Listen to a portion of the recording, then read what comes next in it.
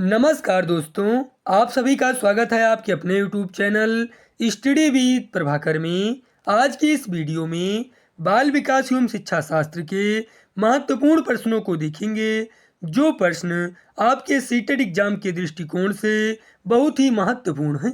इसलिए आप सभी इस वीडियो को पूरा एवं लास्ट तक जरूर देखें।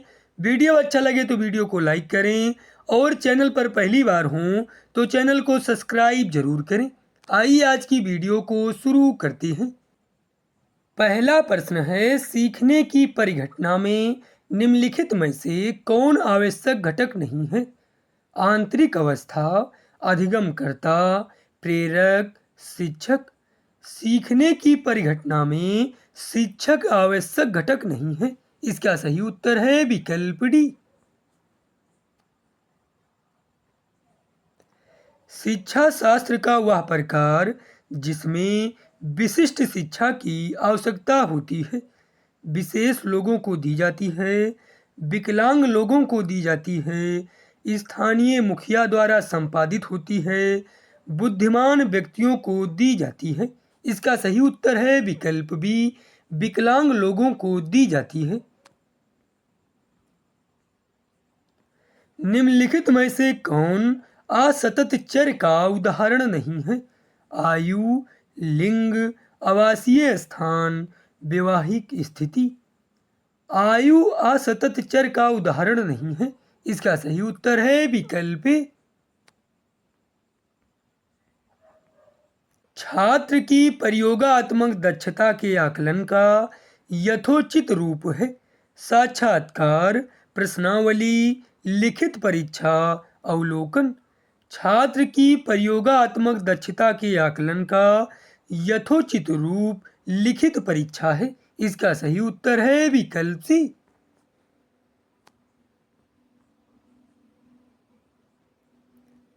प्रतिभाशाली बालक जो सुनते या पढ़ते हैं, बिना रटे कंठस्थ कर लेते हैं, तीव्र और आसानी से सीखते हैं, कम समय में ही अभिप्रेरणा का अनुसरण करते हैं, वस्तु चिंतन करते हैं। प्रतिभाशाली बालक तीव्र और आसानी से सीखते हैं। इसका सही उत्तर है विकल्प बी।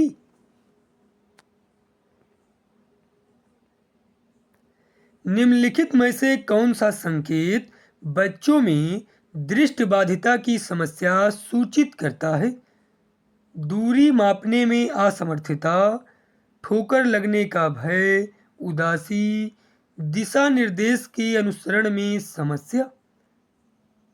दिशा निर्देश के अनुसरण में समस्या संकेत बच्चों में दृष्टिबाधिता की समस्या सूचित करता है। इसका सही उत्तर है विकल्प डी।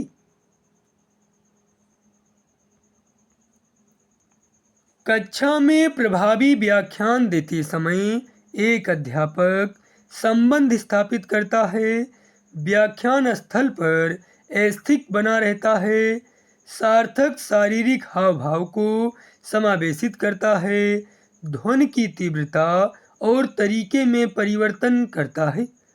कक्षा में प्रभावी व्याख्यान देते समय एक अध्यापक सार्थक शारीरिक हाव भाव को समावेशित करता है। इसका सही उत्तर है विकल्प सी। शिक्षार्थियों के साथ संप्रेषण का अर्थ होता है विचारों का आदान प्रदान, उन्हें निर्देश देना, उन्हें अपने विचारों से अवगत कराना, उनसे प्रश्न करने को कहना।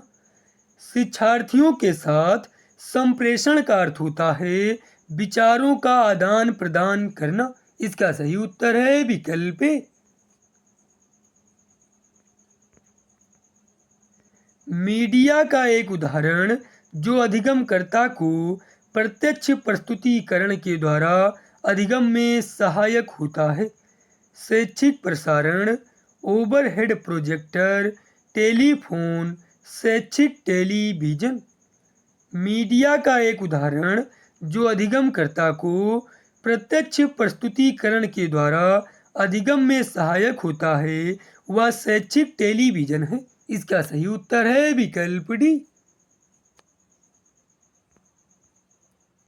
मंद अधिगमकर्ता जिनकी शैक्षिक उपलब्धि सामान्य योग्यता से कम रह जाती है कहे जाते हैं। विशेष, पिछड़े, बाल अपराधी, मानसिक रूप से कमजोर, मंद अधिगमकर्ता जिनकी शैक्षिक उपलब्धि सामान्य योग्यता से कम रह जाती है वे पिछड़े कहे जाते हैं। इसका सही उत्तर है विकल्प बी। कौशल को सीखने में पहली अवस्था होती है अनुकरण, समन्वयन, चालाकी, यथार्थता। कौशल को सीखने में पहली अवस्था अनुकरण होती है। इसका सही उत्तर है विकल्प ए। बच्चों में स्वाध्ययन की क्षमता का विकास किया जा सकता है स्वयं का उदाहरण प्रस्तुत करके, स्वाध्ययन पर व्याख्यान देकर, नूतन साहित्य उपलब्ध कराकर, महान व्यक्तियों का उदाहरण प्रस्तुत करके।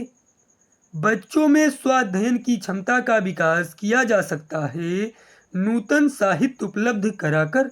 इसका सही उत्तर है विकल्प सी।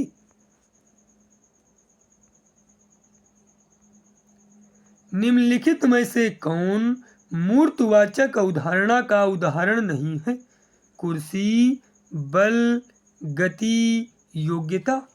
योग्यता मूर्तवाचक अवधारणा का उदाहरण नहीं है। इसका सही उत्तर है विकल्प डी।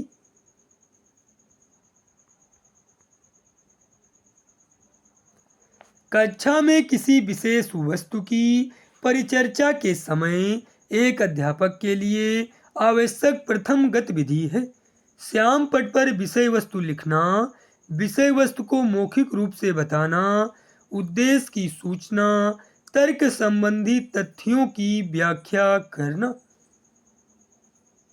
कक्षा में किसी विषय वस्तु की परिचर्चा के समय एक अध्यापक के लिए आवश्यक प्रथम गतिविधि है श्याम पट पर विषय वस्तु लिखना। इसका सही उत्तर है विकल्प ए। एक बालक अधिक सीखता है यदि उसे व्याख्यान विधि से पढ़ाया जाए, क्रिया विधि से पढ़ाया जाए, कंप्यूटर से पढ़ाया जाए, पाठ्य पुस्तक के माध्यम से पढ़ाया जाए। एक बालक अधिक सीखता है यदि उसे क्रिया विधि से पढ़ाया जाए। इसका सही उत्तर है विकल्प बी। अधिकांश बालक अपनी मातृभाषा सीख लेते हैं 4 वर्ष की आयु में, 6 वर्ष की आयु में, 2 वर्ष की आयु में, 1 वर्ष की आयु में। अधिकांश बालक अपनी मातृभाषा 6 वर्ष की आयु में सीख लेते हैं। इसका सही उत्तर है विकल्प बी।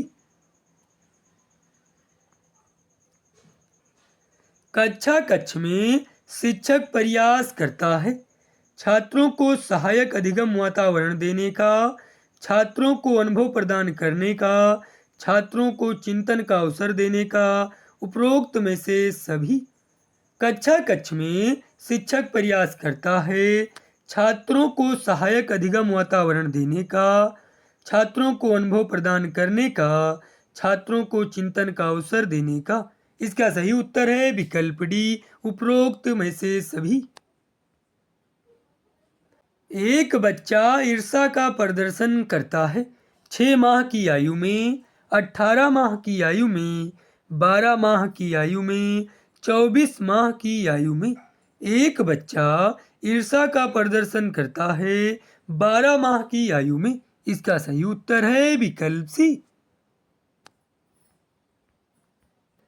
6 से 12 वर्ष आयु वर्ग के छात्रों की आवश्यकता है सीखने में स्वायत्तता की, क्रिया आधारित अंतःक्रियात्मक अधिगम की, कक्ष में प्रजातांत्रिक वातावरण की। उपरोक्त में से सभी। इसका सही उत्तर है विकल्प डी, उपरोक्त में से सभी। नवीन ज्ञान की प्राप्ति होती है रटने के द्वारा, ज्ञान स्थानांतरण के द्वारा, अनुभव द्वारा, नवीन अर्थ ढूंढने के द्वारा। उपरोक्त में से कोई नहीं। इसका सही उत्तर है विकल्प डी, उपरोक्त में से कोई नहीं।